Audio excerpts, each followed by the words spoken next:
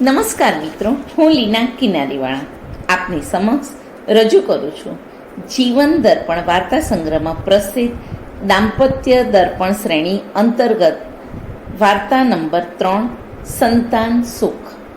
લેખક શ્રી નિખિલ કિનારીવાળા, અમદાવાદ. સંપાદક નિર્મોહી પ્રકાશન, અંકિત ચૌધરી, શિવ. સહસંપાદક કૌશિક શાહ. વિડીયો સંકલન કૌશિક શાહ, બોસ્ટન, USA. તો ચાલો મિત્રો, સાંભળીએ વાર્તા સંતાન સુખ. રુજુલ અને કવિતા એક આધુનિક વિચારસરણી ધરાવતું યુગલ હતું. 7 વર્ષ પહેલાં તેમના લગ્ન થયા. રુજુલ એક કાબિલ અને સફળ ચાર્ટર્ડ એકાઉન્ટન્ટ અને કવિતા ખૂબ હોશિયાર અને સુંદર કારકિર્દી ધરાવતી IT એન્જિનિયર. બંને પોતપોતાની કારકિર્દી માટે પહેલેથી જ ખૂબ સભાન હતા.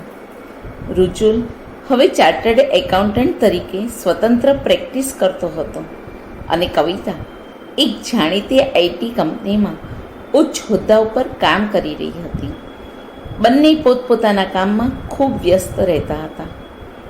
કોઈ પણ જાતની કૌટુંબિક કે સામાજિક જવાબદારીઓ ન હોવાને કારણે તેઓ પોતપોતાની કારકિર્દી બનાવવામાં વધુ ધ્યાન આપી શકતા હતા. લગ્ન બાદ રુજુલ અને કવિતાએ મળીને એવું નક્કી કર્યું હતું કે લગ્નના 3 વર્ષ સુધી બાળક વિશે વિચારવું પણ નથી. પોતપોતાની કારકિર્દીમાં પૂરેપૂરું ધ્યાન કેન્દ્રિત કરી જિંદગીમાં આગળ વધવું છે. તેમનું માનવું હતું કે બાળક આવવાથી તેઓની જવાબદારી વધી જશે અને કારકિર્દી આગળ વધારવામાં અડચણરૂપ બનશે.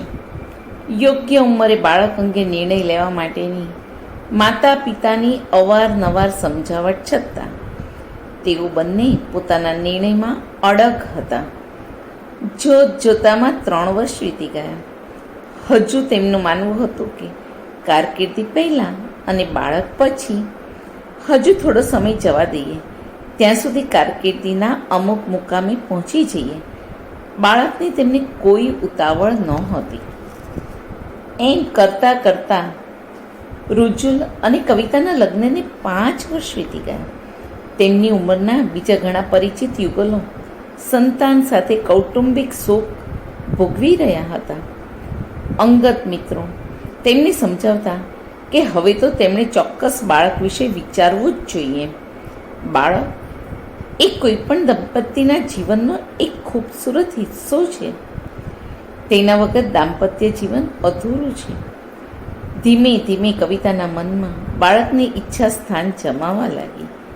કવિતાએ રુજુલ પાસે પોતાની બાળક માટેની ઈચ્છા પ્રકટ કરી. હવે પોતે માનસિક રીતે બાળક માટે તૈયાર છે તેમ જણાવ્યું. પરંતુ રુજુલ હજુ આ બાબતે ગંભીર નહોતો. તેને તેની કારકિર્દીનો નશો હતો. બાળક આવતા તેમની અંગત જિંદગી હાસ્યામાં ધકેલાઈ જશે તેવું એનું માનવું હતું. પરંતુ કવિતાની ઈચ્છા હોવાને લઈને ઉપેક્ષા ત્યજીને રુજુલ અને કવિતાએ બાળક માટેના ગંભીરતાથી પ્રયત્નો આદર્યા.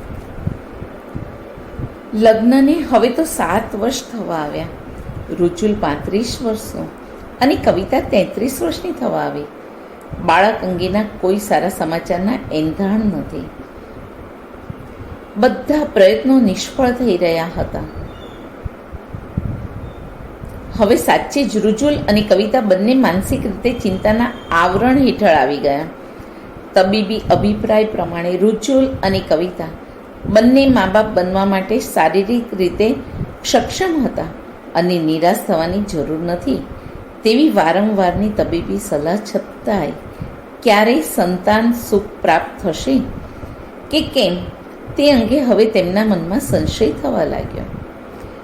જેમ સમય વીતવા લાગ્યો તેમ હવે રુજુલ અને કવિતાના મનમાં એક અકલ્પ્ય ભય, ચિંતા અને ઉદ્વેગ પ્રવેશવા લાગ્યા.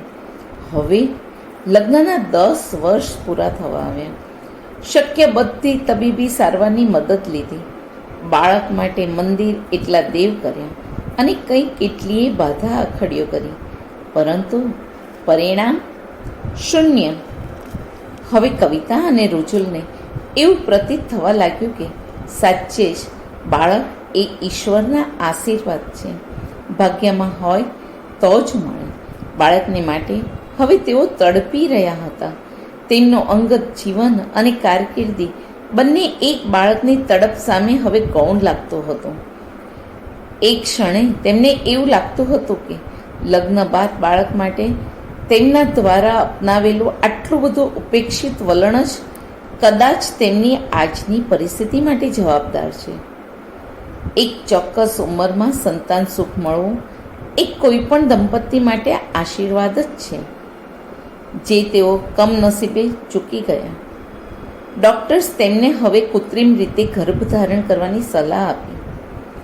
2-3 પ્રયત્નો નિષ્ફળ રહ્યા. મોટી ઉંમરે ઘણી વખત બાળકના પ્રયત્નમાં ઘણી મુશ્કેલીઓનો સામનો કરવો પડતો હોય છે તેમ જણાવ્યું, પરંતુ ડૉક્ટરે તેમને હાર નહીં માનવા પણ જણાવ્યું. સતત તબીબી સારવાર હેઠળના દંપતી રુજુલ અને કવિતાને એક સવારે તેમના ડૉક્ટરનો ફોન આવ્યો કે તેમની માટે ખૂબ સારા સમાચાર છે. કવિતાને ગર્ભ રહ્યો છે અને પૂરા મહિને તે એક સ્વસ્થ બાળકને જન્મ આપશે તેવી પૂરેપૂરી શક્યતા છે. પરંતુ હાલમાં કવિતાએ તેની તબિયત ખૂબ સંભાળવી પડશે. આ સમાચાર સાંભળી રુજુલ અને કવિતાના આનંદનો પાર ન રહ્યો. આખા કુટુંબમાં હર્ષનો માહોલ છવાઈ ગયો. કવિતાએ પોતાની જોબમાંથી લાંબો બ્રેક લઈ લીધો. રુજુલે પોતાની વ્યસ્ત કારકિર્દીને જાણે થંભાવી દીધી. તેનું બધું ધ્યાન કવિતા અને તેના આવનાર બાળક ઉપર કેન્દ્રિત થઈ ગયું. કવિતાની જરૂરી સાર સંભાળ, ખુશખુશાલ વાતાવરણ અને ઈશ્વરની કૃપાએ તેમને સંતાન સુખ સુધી પહોંચાડવામાં મદદ કરી. સમય થયે એક પરી જેવી નાનકડી દીકરીનો કવિતાની કુખે જન્મ થયો. એનું નામ પાડ્યું કૃપા.